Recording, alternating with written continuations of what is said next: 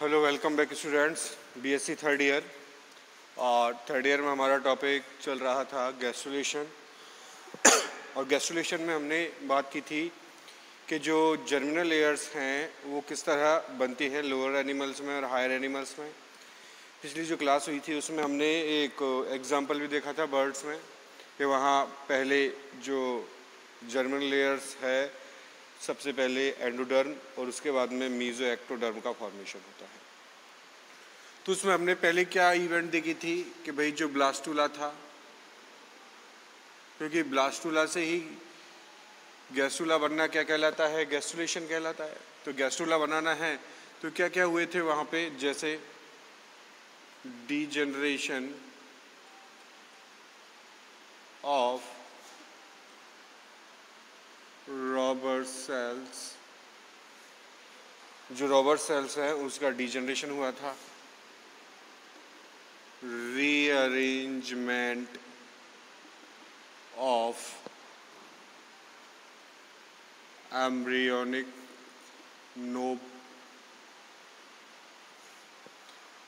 Rearrangement किस में हो गया था, एम्ब्रियोनिक नोब में। वहाँ डिफरेंशिएशन हुआ था और डिफरेंशिएशन होने के बाद वहाँ पे वहाँ पे कॉलमनर सेल और क्यूबोइडल सेल्स हमें देखने को मिली थी। Columnar cells and cuboidal cells formation. तो जो कॉलमनर सेल्स हैं ये बना रही थी एपीब्लास्ट और जो क्यूबोइडल सेल्स हैं ये कहला रही थी हाइपोब्लास्ट। क्लियर है। उसके बाद क्या हुआ था, डिलेमिनेशन, और डिलेमिनेशन होने के बाद क्या हुआ था, separation of epiblast and hypoblast. जो एपीब्लास्ट और हाइपोब्लास्ट था उसका सेपरेशन हो चुका था। क्लियर है। उसके बाद यहाँ जो हाइपोब्लास्ट थी, हाइपोब्लास्ट गिव्स राइज एंडोडर्म। क्या हुआ था, एंडोडर्म का फॉर्मेशन हुआ था। और एपीब्लास्ट की जो सेल थी, एपीब्लास्ट में पोलैरिटी बनी थी, पोलैरिटी, और पोलैरिटी से दो एंड बने थे, सिफेलिक एंड और कॉर्डल एंड। क्या होनी थी, सिफेलिक एंड और कॉर्डल एंड। उसके बाद क्या हुआ था,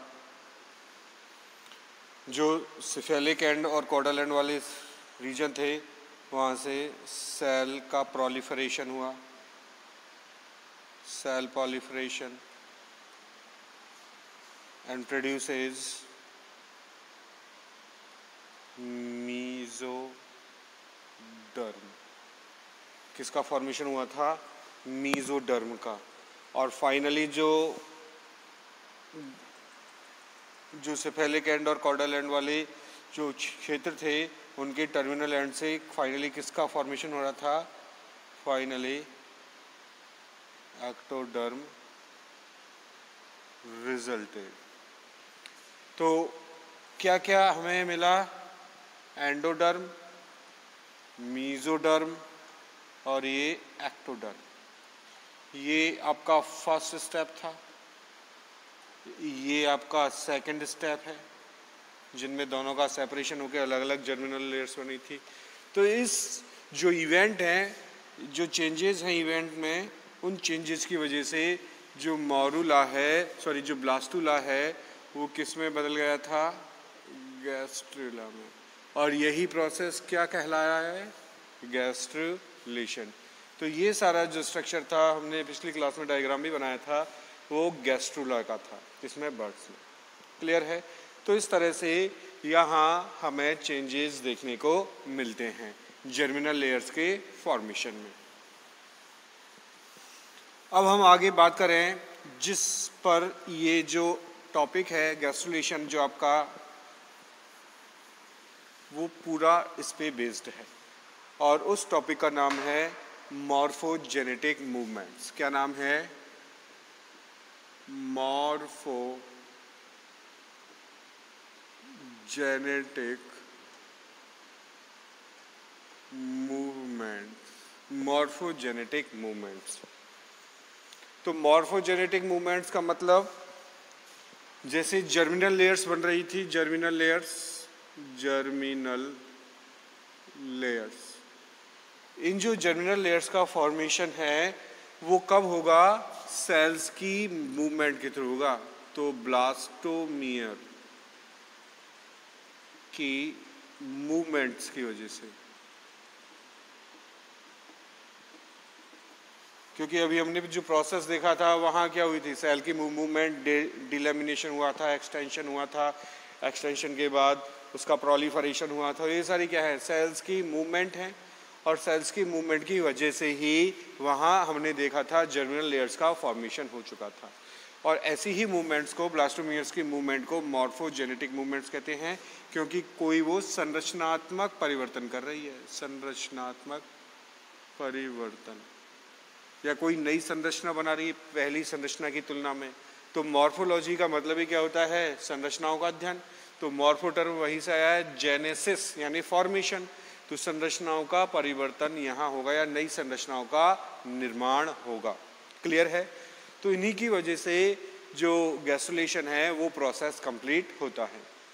तो हमने इसकी बात भी की थी, इसको क्लासीफाई भी किया था। सबसे पहले हम बात करें इसकी जो प्रोसेस है एम्बॉली, और जो दूसरी प्रोसेस थी उसका नाम था, पहली का नाम एपीबॉली, और दूसरी प्रोसेस का नाम था यहाँ पे एम्बॉली। क्लियर है? नंबर 1 और ये नंबर 2। आपके सामने जो टर्म लिखी है एपीबॉली और एम्बॉली, ये मॉर्फोजेनेटिक मूवमेंट्स के टाइप होते हैं at the time of gastrulation. तो इसमें होता क्या है? सबसे पहले हम बात करें एपीबॉली में। तो एपीबॉली में क्या होता है?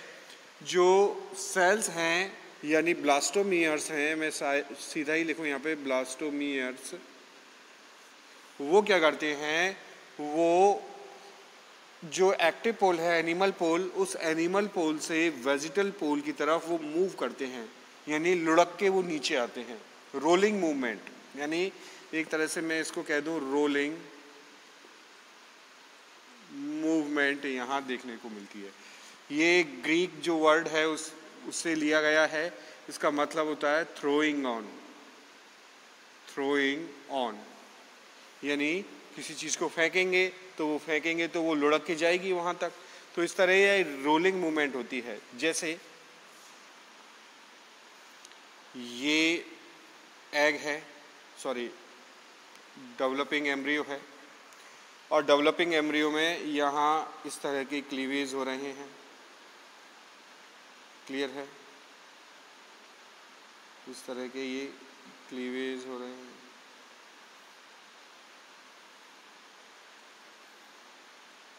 ये क्लीवेज, ठीक है। और इस क्लीवेज से ब्लास्टोमियर्स हैं। तो ये जो ब्लास्टोमियर्स हैं, ये जो पोल है ये एनिमल पोल है, और ये वाला जो पोल है ये वेजिटल पोल है।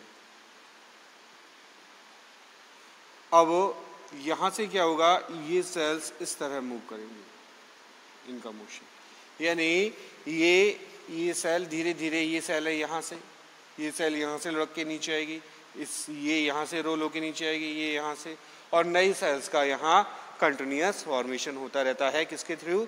क्लीवेज के थ्रू। तो इस तरह बार बार इनके फॉर्मेशन की वजह से क्या होता है? यहाँ नई बनने वाली सेल्स धीरे धीरे नीचे यहाँ गति करती हैं। क्लियर है? अब जब यहाँ ये नीचे गति करेंगी तो यहाँ जो एक्टिवली डिवाइडिंग सेल्स हैं वो एक यहाँ लेयर बना लेती हैं इस तरह से, और ये जो लेयर है ये कहलाता है जर्मिनल बैंड। क्या कहलाता है? Germinal band. लेयर है, लेयर बना रखी है, और ये लेयर जर्मिनल बैंड यहाँ के इस नाम से ये जाना जाता है। तो यहाँ से क्या होता है, जो सेल्स होंगे वो मूव होके नीचे जो डायरेक्शन है उस डायरेक्शन में वो मूव करेंगे। तो इस तरह से यहाँ से सेल्स यहाँ, यहाँ से इस डायरेक्शन में, यहाँ से इस डायरेक्शन में, तो फाइनली ये जो मूवमेंट है यही मूवमेंट कहलाता है एपीबॉली। क्या कहलाता है? एपीबॉली मूवमेंट ये कहलाता है।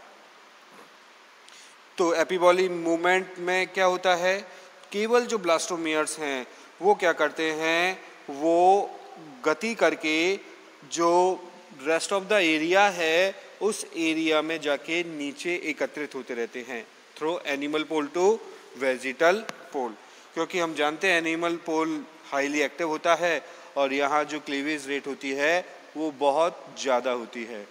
तो इस तरह से यहाँ हमें ये मूवमेंट देखने को मिलती है, और ये मूवमेंट बेसिकली देखने को मिलेगी जो आपके सेफेलोकॉर्डेट्स हैं और साथ में एम्फीबियंस हैं इनमें।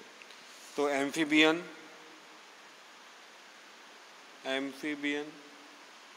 और सेफेलोकॉर्डेट में इस तरह की जो घटना है एपीबॉली की वो दिखाई देती है। क्लियर है? दूसरा है यहाँ पे जो अगर बात करें हम रेप्टाइल्स की और बर्ड्स की, तो इस तरह की जो मॉर्फोजेनेटिक मूवमेंट है वो एंटीरियर से पोस्टीरियर डायरेक्शन में होती है, और इस वजह से एक प्रिमिटिव स्ट्रीक बनेगी, और ये प्रिमिटिव स्ट्रीक जो जर्मिनल लेयर्स हैं उनके सेपरेशन के ड्यूरिंग बनती है।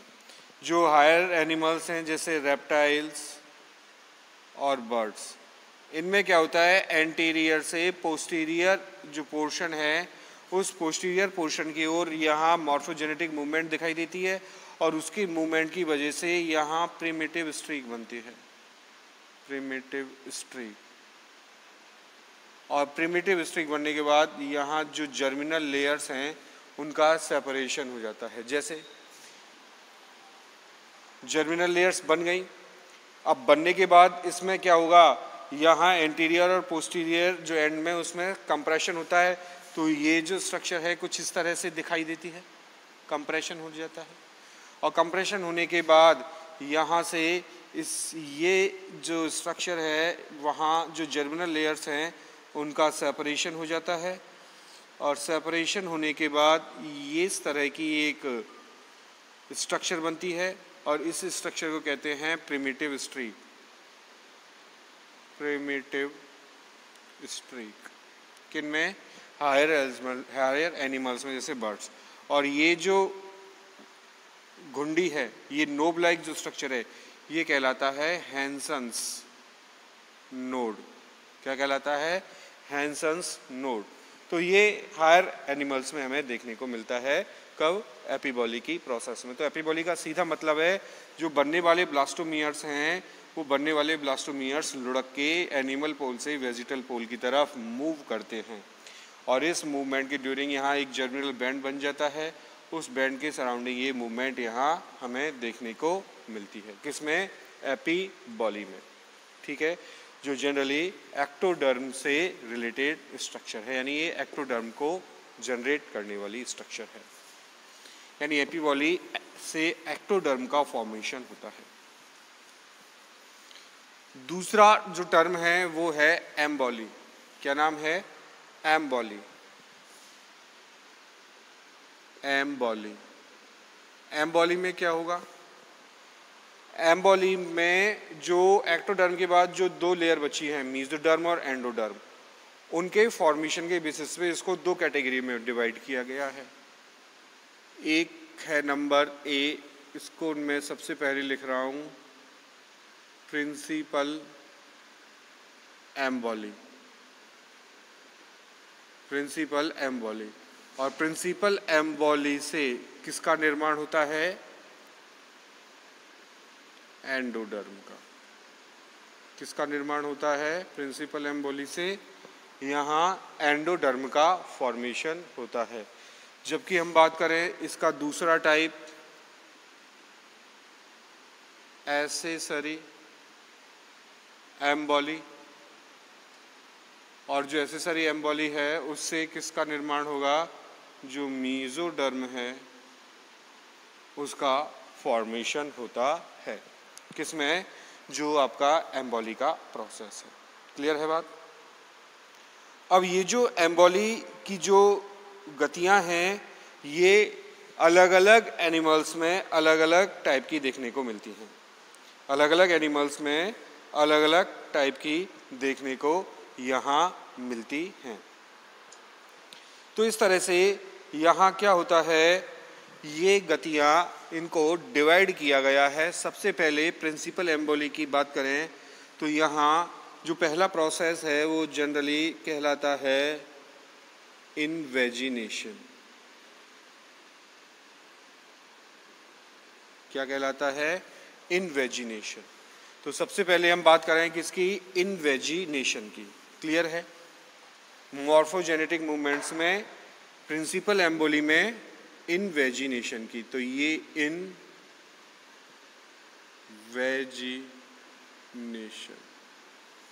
तो इनवेजिनेशन का मतलब क्या है? इनवेजिनेशन का मतलब है अंदर की ओर धंसना या अंदर की ओर वहाँ उसमें इंग्रेशन होना, इस तरह का मूवमेंट। तो जो ये इन्वेजिनेशन है, इस इन्वेजिनेशन से किसका फॉर्मेशन हो रहा है? अगर प्रिंसिपल एम्बोली की बात करें हम तो इससे किसका फॉर्मेशन हो रहा है? जो आपकी एंडोडर्म है उसका निर्माण हो रहा है। और यही एंडोडर्म बाद में जाके वहाँ अपनी रिलेटेड स्ट्रक्चर का फॉर्मेशन करेगी। तो इन्वेजिनेशन में क्या होगा? सपोज ये ब्लास्टुला है और ब्लास्टुला से हमें फॉर्मेशन करना है किसका? गैस्ट्रुला का।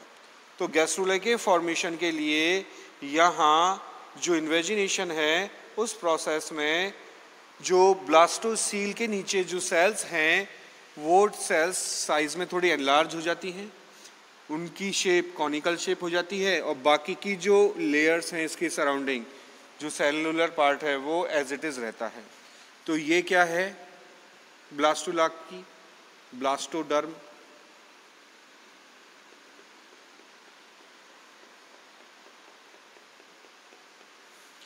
और ये क्या है? Blastocoel cavity. अब इसके जो नीचे वाली सेल्स हैं, अब ये कैसी है? एक बॉल लाइक स्ट्रक्चर है, रिंग नहीं है, ये बॉल लाइक स्ट्रक्चर है। पहले भी हम डिस्कस कर चुके हैं। तो 3D इमेज है, इसको ऐसे इमेजिन करो आप। तो सपोज ये 3D इमेज है, बॉल लाइक स्ट्रक्चर है, तो इसकी नीचे वाली सेल थोड़ी एनलार्ज हो जाएंगी, एनलार्ज। तो एनलार्जमेंट की वजह से जो स्ट्रक्चर है हमें किस तरह दिखाई देगी? ये पर्टिकुलर ये एरिया यहाँ हमें इस तरह दिखाई देगा, इस तरह, इस तरह, इस तरह। और बाकी का जो पोर्शन है ट्रोफोडर्म का, या इसको हम ब्लास्टोडर्म कह सकते हैं यहाँ पे, तो ये जो पोर्शन है ये एज इट इज रहेगा। ये आपकी ब्लास्टोसील है। अब यहाँ क्या होगा? यहाँ जाके ये सेल्स नीचे की ओर इन्वेजिनेट होंगी, यानी नीचे की ओर यहाँ इन्वेजिनेट होके यहाँ एक डिप्रेशन डेवलप हो जाएगा। और डिप्रेशन डेवलप होने के बाद धीरे धीरे जो ब्लास्टोसील है वो रिड्यूस होना स्टार्ट हो जाएगी, यानी उसकी साइज धीरे धीरे यहाँ कम होगी।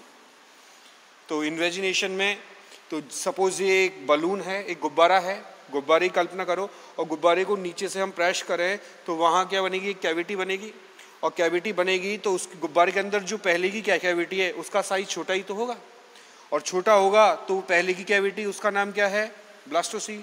अब जो नई कैविटी बनेगी गैस्ट्रुला में उसका नाम क्या होगा? आर्केंट्रॉन। पहली ही बात की थी। तो यहाँ एक नई कैविटी का डेवलपमेंट होता है बिकॉज ऑफ इन्वेजिनेशन। जिसका नाम क्या है, आर्केंट्रॉन। तो आर्केंट्रॉन यहाँ बनेगी तो इसमें ये जो एनलार्ज जो सेल हैं, ये ही एनलार्ज सेल यहाँ एक डिप्रेशन क्रिएट करेगी, यहाँ इस डायरेक्शन में। और डिप्रेशन क्रिएट होने के बाद हमें स्ट्रक्चर इस तरह से यहाँ दिखाई देगी। ये एक डिप्रेशन यहाँ बन गया मूवमेंट्स की वजह से। क्लियर है? ये वही है ब्लास्टोसील। ब्लास्टोसील। अब जैसे जैसे ये जो मूवमेंट है इन्वेजिनेट होने का, ये आगे बढ़ेगा, वैसे वैसे ही कैविटी छोटी होती जाएगी। कौन सी? ब्लास्टोसील। और जो नई बनने वाली कैविटी है इसका फॉर्मेशन हो जाएगा। तो स्ट्रक्चर हमें कुछ ऐसी दिखाई देगी।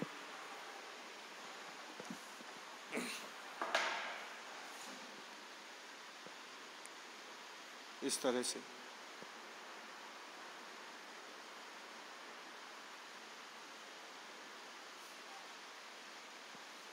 क्लियर है?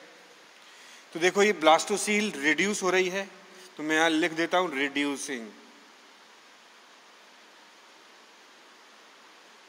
ब्लास्टोसील। ब्लास्टोसील धीरे धीरे साइज में छोटी हो रही है, ये वाली है। अब ये नई कैविटी बन रही है, तो ये क्या है? डेवलपिंग आर्केंट्रॉन। इसको मैं इस तरह लिख सकता हूं, डेवलपिंग आर्केंट्रॉन। ये बनने वाली आर्केंट्रॉन है। और फाइनली ये जो कैविटी है बिल्कुल रिड्यूस हो जाएगी, और रिड्यूस होने के बाद यहाँ जर्मिनल लेयर्स का फॉर्मेशन हो जाएगा। और जर्मिनल लेयर्स में हम किसकी बात कर रहे हैं? प्रिंसिपल एम्बोली की। प्रिंसिपल और एम्बोली। और इसी प्रिंसिपल एम्बोली की वजह से हमें क्या देखने को मिल रहा है? इन्वेजिनेशन देखने को, जो इन्वेजिनेशन का प्रोसेस है वो देखने को मिल रहा है। तो अंत में हमें स्ट्रक्चर क्या मिलेगी यहाँ पे? इसके बाद आगे स्ट्रक्चर एक हमें फुली मैच्योर्ड जो ब्लास्टुला है वो यहाँ हमको दिखाई देगा। ये फुली मैच्योर्ड ब्लास्टुला है। क्लियर है?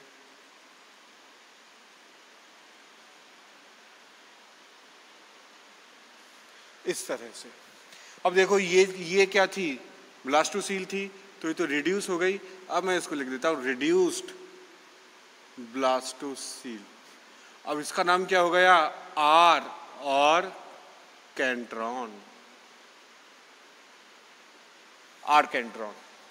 और ये जो ओपनिंग है इसका नाम याद करो, कल बताया था जब हम इसके फीचर्स देख रहे थे, लक्षण देख रहे थे गैस्ट्रुलेशन के, तो इसका नाम क्या था? ब्लास्टोपोर।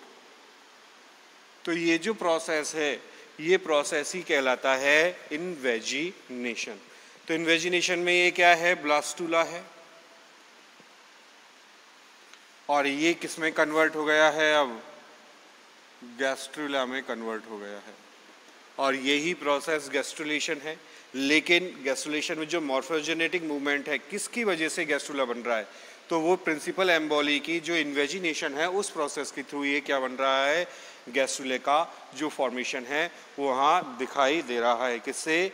ब्लास्टुला से। क्लियर है? तो ये जो प्रोसेस है ये सभी एनिमल में देखने को नहीं मिलेगी। अब ये स्पेशलाइज्ड है, ये एम्फिऑक्सस में देखने को मिलती है। एम्फिऑक्सस। और कुछ एम्फीबियंस में भी ये देखने को मिलती है। तो जो ब्लास्टुला है वो ब्लास्टुला की जो नीचे की सेल्स हैं लोअर सरफेस पे, वो साइज में एनलार्ज हो जाती हैं। उस जगह से यहाँ एक डिप्रेशन डेवलप होता है। इसका नाम क्या है? डिप्रेशन। एक खांच डेवलप हो रही है, एक गर्त बन रहा है। डिप्रेशन को गर्त कहते हैं। ब्लास्टोसील ये धीरे धीरे साइज में छोटी होगी, और जो नई जो कैविटी है उसका नाम होगा आर्केंट्रॉन, जो धीरे धीरे डेवलप होगी। और लास्ट में जब ये फुली डेवलप हो जाएगी तो ब्लास्टोसील तो बिल्कुल ख़त्म हो जाएगी, रिड्यूस हो जाएगी, और एक नई कैविटी आपको दिखाई देगी। और इसी के साथ हमें यहाँ एक जो कैविटी है जिसका नाम है आर्केंट्रॉन, उसका एक ओपनिंग दिखेगी, और उसी ओपनिंग का नाम होगा ब्लास्टोपोर। तो ये जो लेयर है ये लेयर कहलाएगी एंडोडर्म। क्या कहलाएगी? एंडोडर्म। और ये है एक्टोडर्म, आउटर एक्टोडर्म और इनर एंडोडर्म। तो इन्वेजिनेशन के प्रोसेस के थ्रू ही किसका फॉर्मेशन हुआ है? इनर लेयर का, एंडोडर्म का। तो प्रिंसिपल एम्बोली का मतलब क्या है? जो एंडोडर्म है उस लेयर का निर्माण करना। किसमें? प्रिंसिपल एम्बोली में, जिसका एक टाइप है इन्वेजिनेशन। तो इस तरह से सीक्वेंशियल चेंजेस होते हैं और सीक्वेंशियल चेंजेस होने के बाद हमें जो गैस्ट्रुला है वो दिखाई देता है किसके साथ? आर्केंट्रॉन कैविटी और ब्लास्टोपोर के साथ। क्लियर है? अब इसी जो प्रिंसिपल एम्बोली है इसी में ही अगला प्रोसेस है जिसका नाम है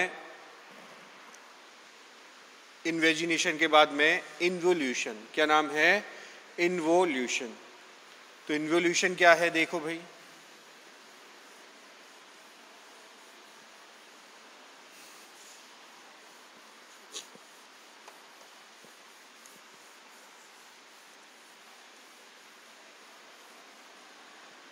इन्वोल्यूशन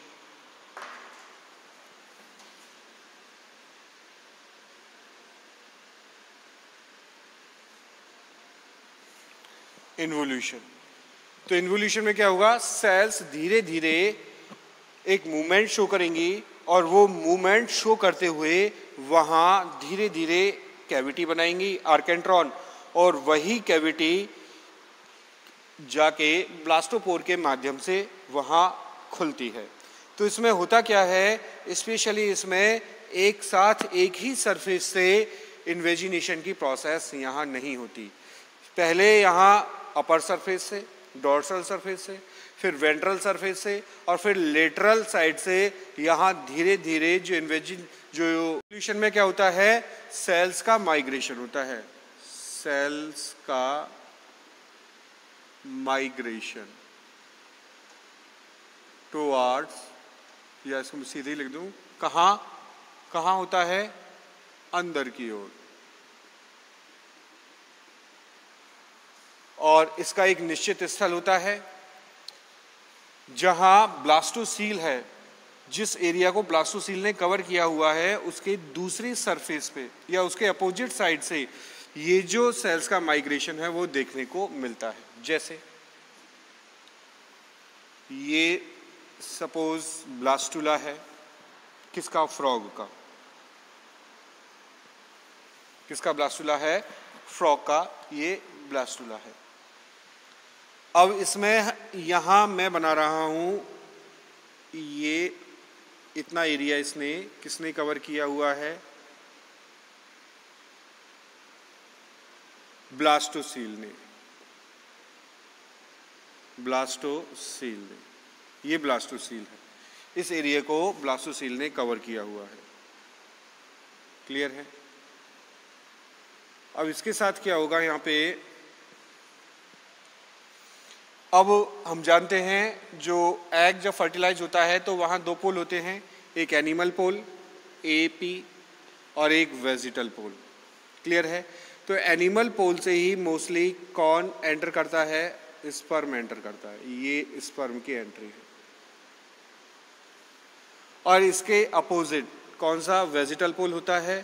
तो यहाँ से एक इस तरह की स्ट्रक्चर डेवलप हो जाती है, ये ग्रे क्रीसेंट कहलाती है। ग्रे क्रीसेंट क्या कहलाती है? ग्रे क्रीसेंट ये कहलाती है। अब इसी जगह से क्या होगा? जो सेल्स हैं वो अंदर की ओर मूवमेंट शो करेगी, और अंदर की ओर जैसे जैसे मूवमेंट शो करेगी तो वहाँ धीरे धीरे क्या बनेगा? डिप्रेशन बनता जाता है। और जैसे जैसे डिप्रेशन एनलार्ज होगा उसी के अकॉर्डिंग जो ब्लास्टोसील है उसका साइज छोटा होता चला जाता है। तो ये वही है, एक बॉल लाइक स्ट्रक्चर है। उस बॉल लाइक स्ट्रक्चर की बात कर रहे हैं। उसमें हमने पहली जो फेज थी या पहला जो टाइप था उसमें बात की थी इन्वेजिनेशन की। अभी बात कर रहे हैं हम इन्वोल्यूशन में। तो इन्वेजिनेशन में तो वो एरिया पर्टिकुलर अंदर धंस रहा था, इन्वेजिनेट हो रहा था। यहाँ सेल्स का माइग्रेशन हो रहा है, सेल्स खुद अंदर जा रही हैं। ठीक है? तो यहाँ इस क्षेत्र में क्या होगा, जो सेल्स हैं उन सेल्स का माइग्रेशन होगा, और माइग्रेशन होने की वजह से ये एरिया यहाँ से इस तरह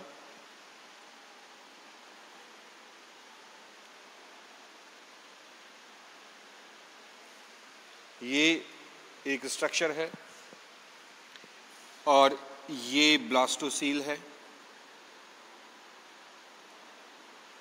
क्लियर है। अब यहाँ से ये पार्ट थोड़ा इस तरह इन्वेजिनेट हो जाएगा अंदर। ये जो सेल्स है उन सेल्स की मूवमेंट की वजह से ये सेल्स इधर जाएंगी और ये सेल्स इधर जाएंगी, यानी ये जो सेल्स, ये पूरा क्या है, सेलुलरी पार्टी तो है ये। अब सेल्स इस ओर अंदर धस रही हैं, यहाँ यहाँ यहाँ यहाँ, यानी इस डायरेक्शन में ये अंदर मूव कर रही हैं। तो अंदर मूवमेंट होगा तो यहाँ डेफिनेटली इस तरह की एक स्ट्रक्चर डेवलप होगी, एक कैविटी डेवलप होगी, और जैसे जैसे कैविटी एनलार्ज होगी उसी के रेशो में ये जो ब्लास्टोसील है, ब्लास्टोसील, उसका साइज रिड्यूस होता चला जाएगा। तो आगे वाले स्ट्रक्चर में धीरे धीरे क्या होगा, इस तरह से जो ब्लास्टोसील है अब वो छोटी रह जाएगी इस तरह से, और यहाँ से ये इस तरह से हमें स्ट्रक्चर दिखाई देगी। तो ये जो सेल्स हैं, जैसे 1 2 3 4 ये सेल्स हैं, चलो सेल्स ही बना देता हूँ। ये सेल्स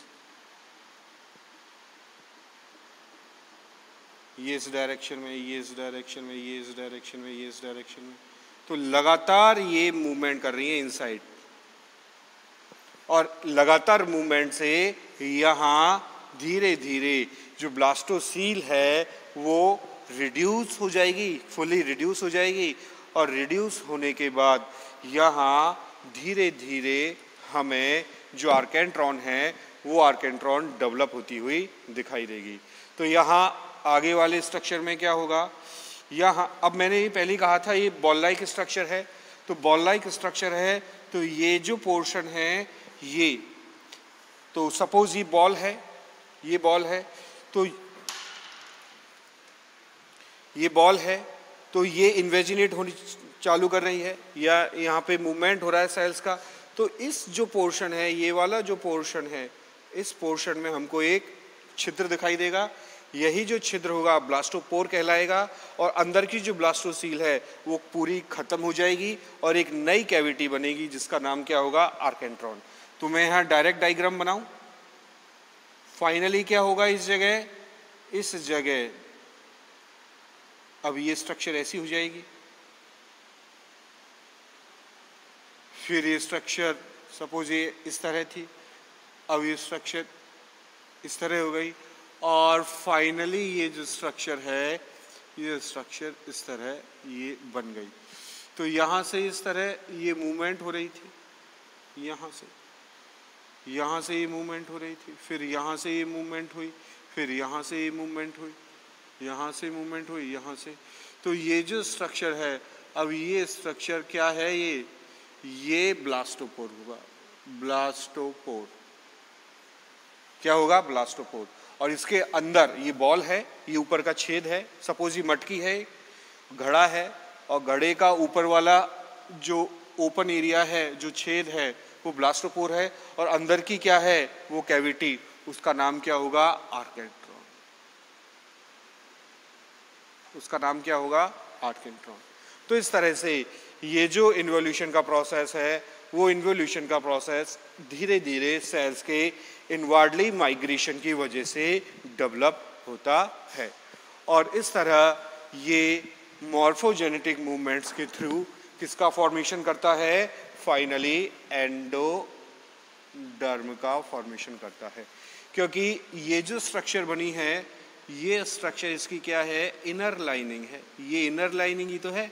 तो ये हुई एंडोडर्म और ये हुई एक्टोडर्म। तो इस तरह से इस प्रोसेस के थ्रू हमें जो एंडोडर्म है प्रिंसिपल एम्बोली में, ये एंडोडर्म यहाँ बन जाती है, ये एंडोडर्म, ये एक्टोडर्म। तो आज बात की है हमने किसकी, मॉर्फोजेनेटिक मूवमेंट्स में इन्वोल्यूशन और इनवेजिनेशन की। और इन्वोल्यूशन का मतलब है migration of cells towards inside, अंदर की ओर माइग्रेट हो रही हैं। तो अंदर की ओर माइग्रेट हो रही हैं, तो ये तो कैसा है, लेटरल व्यू है, और ये कैसा है, फ्रंट व्यू है। तो धीरे धीरे जो कैविटी बनेगी और उस कैविटी की जो ओपनिंग होगी वो इस तरह ही तो बनेगी धीरे धीरे, फिर वो पूरी बन जाएगी, तो पूरा ब्लास्टोपोर बन जाएगा और उसके अंदर ही आप एंटर। तो आज हमने पढ़ा इन्वोल्यूशन। आगे की जो प्रोसेस है हम नेक्स्ट वीडियो में डिस्कस करेंगे। Thank you very much.